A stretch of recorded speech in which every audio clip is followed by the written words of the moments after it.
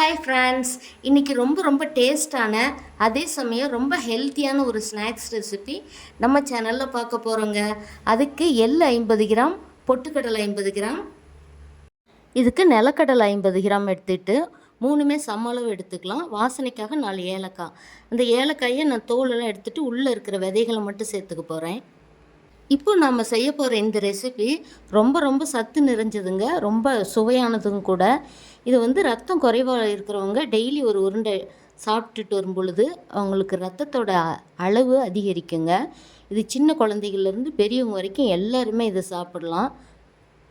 இவ்வளோ சத்து நிறைஞ்ச ஆரோக்கியமான ரொம்ப சுவையான இந்த ரெசிபியை இப்போ எப்படி செய்கிறதுன்னு பார்க்கலாம் வாங்க. இப்போ தான் முதன்முறையாக நம்ம சேனலை பார்க்குறீங்கன்னா சப்ஸ்கிரைப் செஞ்சுக்கோங்க. பக்கத்தில் உள்ள பெல் பட்டனை கிளிக் பண்ணிக்கோங்க. அப்போ தான் நாம் போடுற வீடியோ உங்களுக்கு உடனுக்குடனே நோட்டிஃபிகேஷனில் வந்து சேரும். இப்போ வாங்க இந்த ரெசிபி எப்படி செய்கிறதுன்னு பார்க்கலாம். நம்ம சேனலில் ஏற்கனவே நான் ஹெல்தி லட்டு உருண்டை ஒன்று உங்களுக்கு ஷார்ட்ஸில் போட்டிருப்பேங்க. அதோட வீடியோ தான் இப்போ அப்லோட் பண்ண போகிறேன். இதுக்கு நான் எள்ளு 50 கிராம் அளவுக்கு எடுத்திருக்கேன். கொஞ்சமாக தான் இது செஞ்சு காட்ட போகிறேன். அதனால் 50 கிராம் எள்ளு, 50 கிராம் நிலக்கடலை, பச்சை நிலக்கடலை, பொட்டுக்கடலை இதில் 50 கிராம் எடுத்துக்க போகிறோம். அதே போலவே நான் வெல்லத்தை நறுக்கி இந்த மாதிரி பொடி பண்ணி எடுத்திருக்கேன். நீங்கள் சர்க்கரை வேணாலும் போட்டுக்கலாம், ஒயிட் சுகரு அல்லது நாட்டு சர்க்கரை வேணாலும் சேர்த்துக்கலாம். இது வாசனைக்காக 4 ஏலக்காயை இந்த மாதிரி இதோட விதைகளை மட்டும் எடுத்து வச்சுருக்கேன். இதுக்கு நம்ம நெய் வேணாலும் சேர்த்துக்கலாம். நான் இதுக்கு நெய் சேர்த்தாம தான் இப்போ இன்றைக்கி செய்ய போகிறேன். இப்போ ஒரு அடிகனமான பாத்திரம் வச்சுருக்கேங்க. அது நல்லா சூடேறி இருக்குது. இந்த நிலக்கடலை இதோட சேர்த்துக்கலாம். இது நல்லா பொன்னிறமாக, இந்த தோலெல்லாம் பொன்னிறமாக மாறும். அதே சமயம் கருகிடக்கூடாது. நான் ஸ்டவ்வை லோ ஃப்ளேமில் வச்சுருக்கேன்.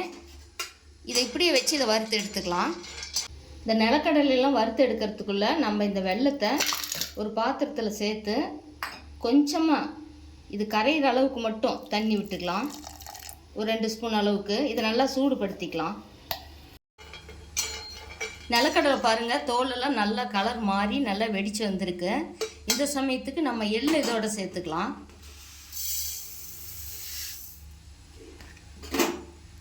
இதை அடுப்பை சன்னமாகவே வச்சு இந்த எள்ளு நல்லா வெடித்து வரும் அந்த அளவுக்கு இதையும் சேர்த்து இதோட வறுத்துக்கலாம்.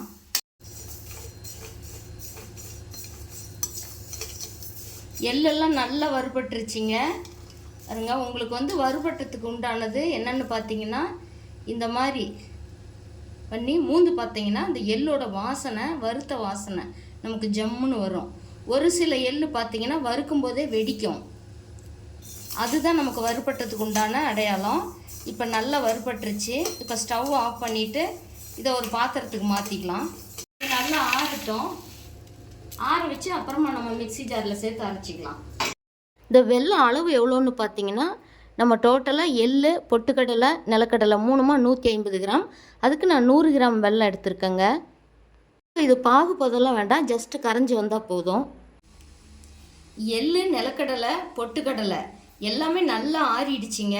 இந்த நிலக்கடலை மட்டும் நான் தோல் எடுத்துட்டேன். இப்போ இது நீங்கள் அதிகமாக செய்கிற மாதிரி இருந்தால் இந்த பொட்டுக்கடலையை நீங்கள் ஃபஸ்ட்டு போட்டு பல்ஸ் மோடில் விட்டிங்கனாவே அது நல்லா பவுடர் ஆகிடும். அப்புறமா இந்த நிலக்கடலையும் எள்ளியும் போட்டுக்கலாம். நான் கொஞ்சமாக செய்கிறதுனால எல்லாமே ஒட்டுக்கா போட்டேன்.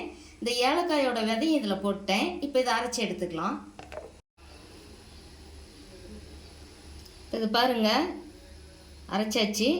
இன்னும் கொஞ்சம் ஒரு ஓட்டு ஓட்டி எடுத்துக்கலாம். நல்லாவே மஞ்சிருச்சு. இந்த எள்ளு நிலக்கடலோட வாசம் ஜம்முன்னு வருதுங்க. இப்போ இன்னும் கொஞ்சம் ஒரு 10 செகண்ட் போட்டு அரைச்சிக்கலாம். அரைச்சாச்சுங்க. சூப்பராக நமக்கு பவுடர் ஆகி வந்துருச்சு. இப்போ இதை ஒரு பவுலுக்கு மாற்றிக்கலாம்.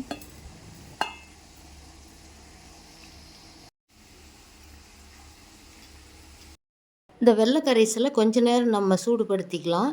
ஏன்னா சூடாக ஊற்றி நம்ம உருண்டைகள் பண்ணும்போது நம்ம ஒரு 4-5 நாளைக்கு அந்த உருண்டைகள் வச்சு சாப்பிட்றதுக்கு கெடாமல் இருக்கும். அதே சமயம் சுவையாகவும் இருக்கும். நம்ம இது கொஞ்சம் கொஞ்சமாக கூட வடிகட்டி எடுத்துக்கலாங்க. ரொம்ப ஒரே டைமாக எல்லாம் ஊற்றணுன்னு வேண்டாம். நம்ம ஏன் இந்த வெள்ளத்தை இந்த மாதிரி சூடு பண்ணுறோன்னா, இதில் மணல், தூசி எல்லாம் இருக்கும். அதனால் அந்த வெள்ளத்தை சூடு பண்ணி வடிகட்டிக்கிறோம்.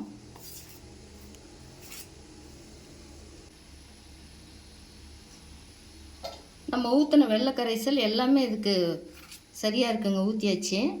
உங்களுக்கு மீதியாக இருக்கிற மாதிரி தெரிஞ்சால் வச்சுருங்க. எனக்கு இது ஃபுல்லாகவே நான் ஊற்றிட்டேன், எனக்கு சரியாக இருக்குது.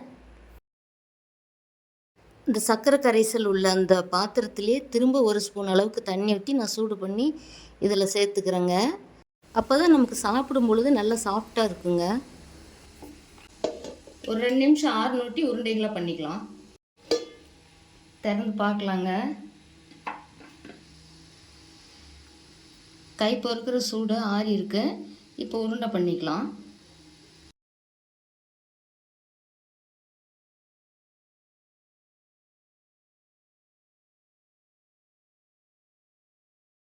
இதே போலவே எல்லா உருண்டைகளையும் பண்ணிக்கலாம்.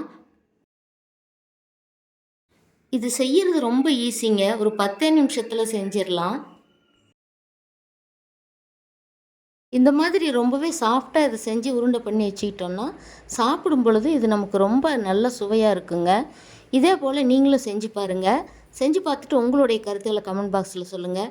இந்த வீடியோ பிடிச்சிருந்தால் லைக் பண்ணி ஷேர் பண்ணுங்கள், சப்ஸ்கிரைப் பண்ணுங்கள். தேங்க்யூ.